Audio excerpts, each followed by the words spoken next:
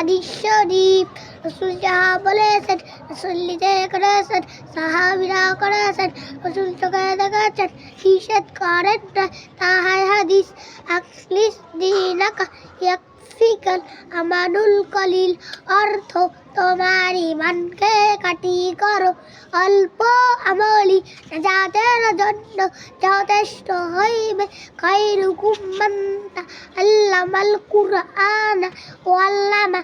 তোমাদের মধ্যে সর্বোত্তম ওই ব্যক্তি যে কোরআন মাজিদ শিক্ষা করে এবং শিক্ষা দেন।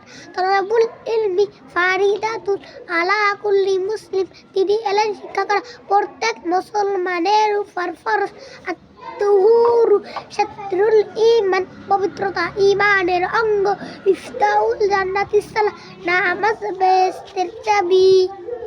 মাশাআল্লাহ, মাশাআল্লাহ, খুব সুন্দর হয়েছে।